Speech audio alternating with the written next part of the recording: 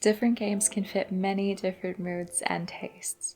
Personally, one of the reasons why I love gaming is for my me time, to relax, wind down, and get cozy. Thank you for all the love on the first episode of my favorite cozy Nintendo Switch games.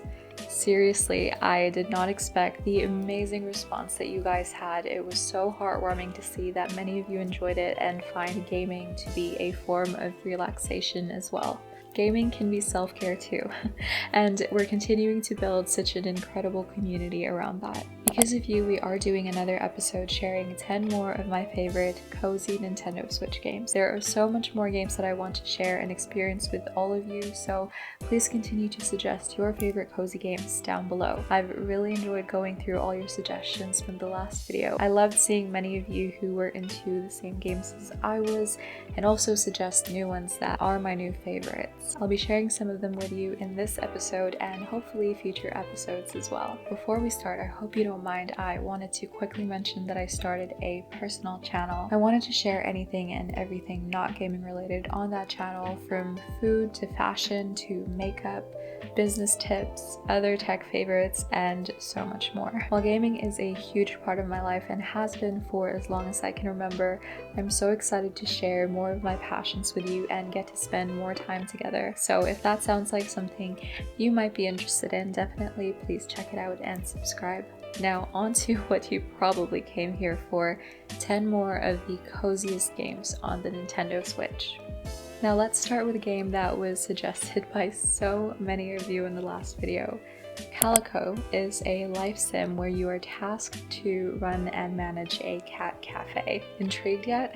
Besides managing the cafe and cooking delicious pastries for your customers to enjoy in a form of a cooking mini-game, you also collect cats and other animals to fill your cafe with, along with cute decorations and furniture to design the interior as you please. There are different locations you can explore, including a nearby village where you meet different characters that help you along the way. The art style is quite unique, almost watercolor-like with a pastel palette. I will say the gameplay definitely isn't refined. There are lots of bugs that can be ironed out still and become more noticeable the more you play, but I think players of Calico can easily overlook that because it is meant to be a really laid-back game, where the makers of the game describe it to be low stress and creative. Little Dragon's Cafe is similar to Calico in some ways, but instead of running a cat cafe, you are running a dragon cafe. It was made by the creators and game designer of Story of Seasons, aka the original Harvest Moon game, so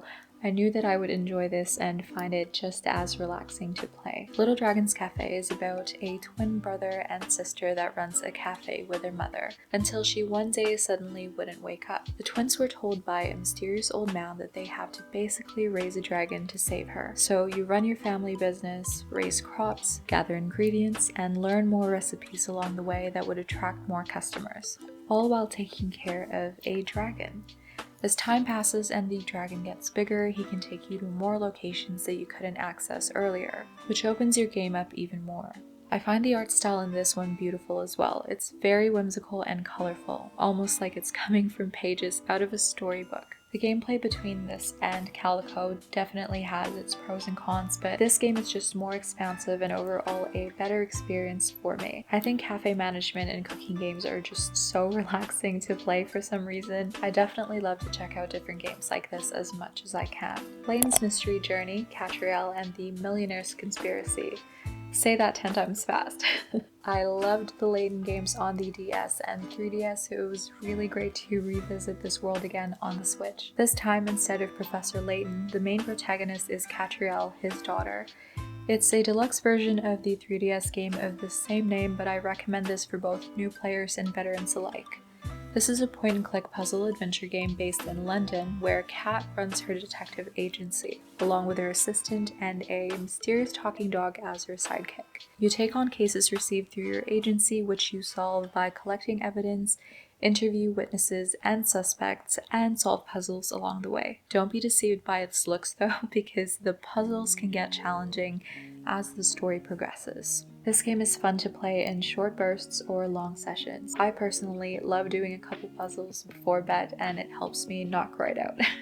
If you're a fan of the mystery or crime-solving genre, this one is for you. Ni no Kuni: Wrath of the White Witch is a charming RPG with art and animations done by the legendary Studio Ghibli and music by Joe Hisashi, who composed all the beautiful scores of the beloved Ghibli films. More than the beautiful visuals and sounds, Ni no Kuni tells a heartwarming tale of Oliver, who embarks on this journey in hopes to bring back his mother, who sadly passed away after a very unfortunate event. Through magic and little creatures you meet and collect along the way called familiars, you travel through a fantasy world to fight enemies and overcome all the obstacles along the way. I really like the battle system in this one as well. It's like a happy medium between a classic turn-based combat and an open action RPG. The inclusion of the familiars kind of make it feel like Pokemon in a way too, which might be good or bad for some people, but it's great for me. I love Pokemon. If you love Ghibli, don't skip out on this game. The storytelling is like playing through one of their films, and it's just a very unique experience. Or if you're just a fan of the genre, I recommend it just the same. Littlewood is a newer release on the Nintendo Switch, but it actually came out on the PC in 2019. It's described to be a town building and management game with some RPG elements. It was created by a one-person team, which is very impressive. I would say this game is like a Stardew Valley meets Animal Crossing, so if you're a fan of those games like myself, then Littlewood might be right up your alley. It does offer a lot of its own charms as well though. You just survived the big baddie of this world called Solemn, you're left with everything in ruin, and you guessed it, it's up to you to build everything back up again. The goal is to keep grinding to level up basically everything from relationships with the townspeople to your character's different skills, the town properties on the interior and exterior, and so much more. I can't wait to put more time into this game. Liar Princess and the Blind Prince is a game that I first played on the PS Vita a couple years ago. I just revisited this title again on the Switch recently, and oh my goodness, it's got such a captivating little story, and I can't wait for more people to experience this game. Liar Princess and the Blind Prince is a side-scrolling action-adventure game inspired by fairy tales. I know I keep talking about the art style in these games, but like I mentioned in the first episode, I feel like having a pleasing visual and sound helps create the cozy vibes in a game, and this one really checks all the boxes. I don't know if I want to tell you too much about the story in this game because it is really beautiful to experience yourself. But basically, the princess and the prince are these two lonely souls that were brought together through a very unlucky accident, leaving the prince blind. You are the princess and you try to rescue the prince from his demise and find a cure, but to do so you have to be willing to give an ultimate sacrifice. The story, and especially the ending, will pull on your heartstrings and maybe even make you shed a tear or two. But this game is a gem that I think many of you will enjoy. We are a huge fan of farming games on this channel. I think it has to be one of the coziest genres out there, and the game Sakuna of Rice and Ruin is no exception. This game is a mix of a side-scrolling platformer and 3D style gameplay. You are a harvest goddess / warrior, and you are sent away from your celestial home and forced to Hino Island? I hope I'm saying that correctly. An island plagued with demons. The humans residing on this village help teach you the harvesting ways while you teach them how to battle and defend themselves from these monsters. Cultivating rice is Sakuna's source of power, so that's something you will heavily rely on to be able to perform well in the battles. The harvesting is also more technical in this game than what you might be used to in Story of Seasons or Stardew Valley type games. You have to really pay attention to details like soil softness, seed distance, water level, and more to produce a good harvest, which I think makes harvesting good crops way more satisfying. My time at Portia was a highly anticipated game for me when I first got my Switch. This game is set in a post-apocalyptic land, and you have to restore your grandpa's worn-down workshop to its former glory, grow crops, raise animals, explore mines and ruins, fight monsters, craft anything from tools to furniture to other materials you may need. Befriend the town locals by completing the requests and exchanging gifts. You can even fall in love in this game and court your villager of choice.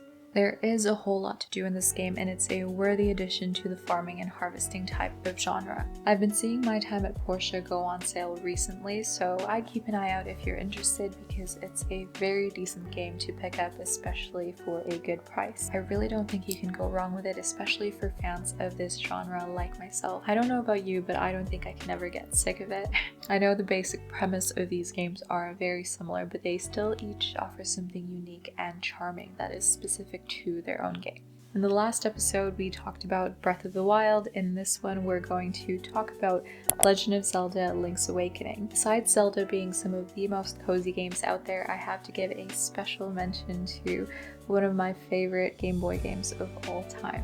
Explore and uncover the secrets of Koholint Island in this classic top-down adventure.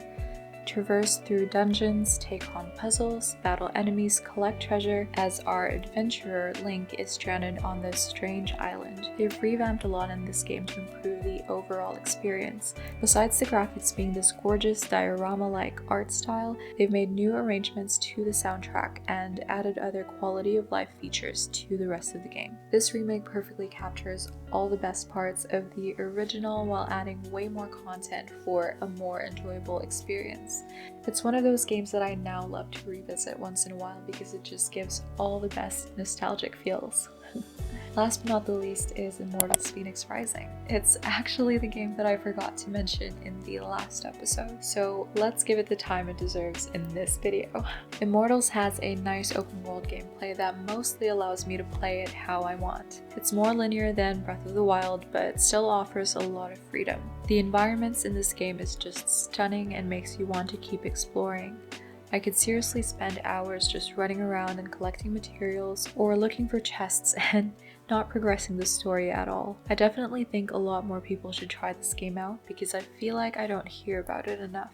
The world looks great, and the story, if you're interested in Greek mythology, will keep you wanting to learn more. The writing and narration is light and humorous. I really enjoy the banter between Zeus and Prometheus. So you play as Phoenix, a demigod, and it is up to you to save all the gods from their unfortunate fate.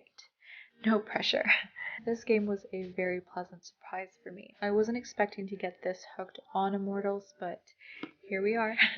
In one of my previous videos, I called this game a Breath of the Wild light, and that was meant in all the best ways possible. While I can see the similarities between the two, Immortals still does many things that are fresh and original to their own game. There are also already a number of DLCs announced offering way more content and replayability. It seems that Ubisoft really wants to expand on this title, so if you're looking for a new adventure, I highly recommend this one. You won't regret it. Well, that's it for now again. I hope you enjoyed this episode. Let me know which of these you might already be loving or which you're excited to play. Also, if there are more games that you think I should check out and include in a future episode that is worthy of the cozy game title, let me know down below. Like this video if you like this video and if you want to see more episodes. Thank you so much for watching. I appreciate you and see you next time.